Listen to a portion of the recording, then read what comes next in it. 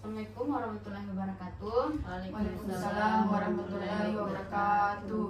Perkenalkan, nama saya Hilda Lestari. Saya mahasiswa dari Universitas Mangga Buana Palopo, dan saya ucapkan terima kasih kepada teman-teman semua karena sudah menyempatkan untuk hadir di tempat ini. Adapun maksud dan tujuan saya yaitu untuk memberikan penyuluhan mengenai cara mengukur kesuburan. Jadi yang dimaksud dengan kesuburan sendiri yaitu bagaimana seseorang menghasilkan bagaimana seseorang untuk hamil. Itu yang dimaksudkan, ada kesuburan dan ada fertilitas dan ada infertilitas. Tapi di sini saya akan membahas tentang fertilitasnya saja, kesuburannya saja. Ada beberapa cara untuk mengetahui tingkat kesuburan, yaitu yang pertama dengan cara melakukan analisis sperma. Jadi kenapa dilakukan analisis sperma? Karena pria itu mempunyai peran 10-15% dalam hal kesuburan. Karena terkadang dalam biasanya kalau orang pertama yang harus dicek kesuburannya untuk mendapatkan untuk hamil, ketika ada masalah pada kehamilan, yang pertama dicek itu harusnya pria terlebih dahulu, karena dia untuk mengeceknya itu tidak butuh banyak tes, hanya satu saja, yaitu analisis sperma. Jadi sebelum kita melakukan cek analisis sperma itu ada beberapa persiapan yang harus dilakukan, seperti membersihkan area genitalia dulu sebelum pengambilan sampel. Terus ketika sampelnya itu diambil dalam keadaan segar, itu maksimal harus berada di luar itu 30 menit, lalu itu maksimalnya sebelum dilakukan pemeriksaan.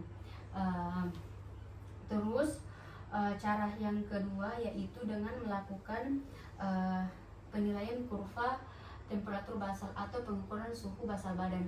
Jadi ini tuh harus diukur menggunakan termometer khusus untuk mengukur suhu badan, dan ini suhu badan harus diukur setiap hari sebelum melakukan aktivitas apapun di pagi hari saat bangun tidur.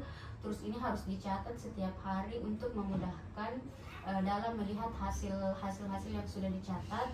Dan ini ketika mau melakukan pengukuran suhu basal badan itu kita harus menghindari menggunakan selimut listrik, karena ketika menggunakan selimut listrik itu terkadang masih ada rasa hangat dari selimut tersebut, dan itu akan memberikan hasil yang palsu. Jadi suhu badan yang normal yaitu 36,1 sampai 36,5. Jadi ketika terjadi masa subur itu akan meningkat 0,1 sampai 0,4. Jadi ketika kita mendapat hasil 36,6 berarti itu tandanya ada kesuburan. Terus cara yang ketiga yaitu dengan melakukan tes Fern. Tes Fern itu dilakukan di bawah mikroskop, tidak bisa dilihat dengan kasat mata.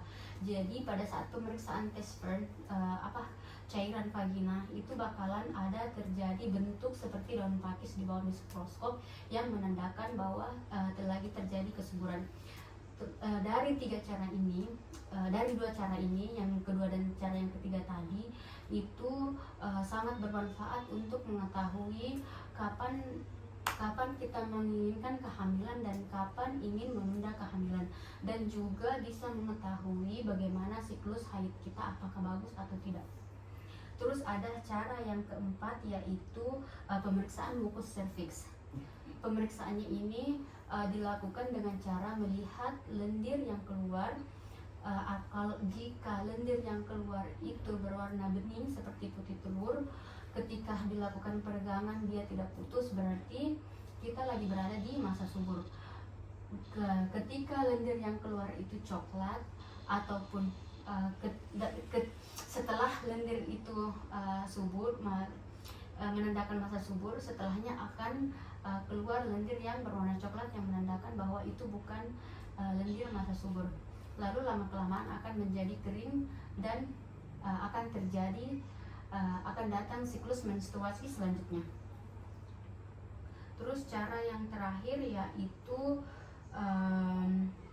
uji pasca coitus. Jadi uji pasca putus ini dilakukan dengan cara memasukkan cairan ke dalam rahim, lalu cairan tersebut akan dicek untuk melihat seberapa lama sperma bertahan di dalam rahim kita. Terus untuk melihat bagaimana reaksi sperma di area tersebut, di sekitar rahim. Terus untuk mengetahui juga seberapa lama sperma tersebut untuk bertahan. Sampai di sini ada yang mau ditanyakan? Karena ini topiknya sangat menarik. Ada yang mau ditanyakan sebelum menikah? Bagaimana cara menunda kah? Atau mau langsung punya anak setelah menikah? Langsung punya anak. Mau langsung punya anak. Oh iya. Kalau ibu mau langsung punya anak Iya. juga. Jadi sampai di sini nggak ada yang mau ditanyakan. Oke, Cukup. cukup. Terima kasih atas kehadirannya. Saya ucapkan banyak terima kasih. Wassalamualaikum warahmatullahi wabarakatuh. Waalaikumsalam warahmatullahi wabarakatuh.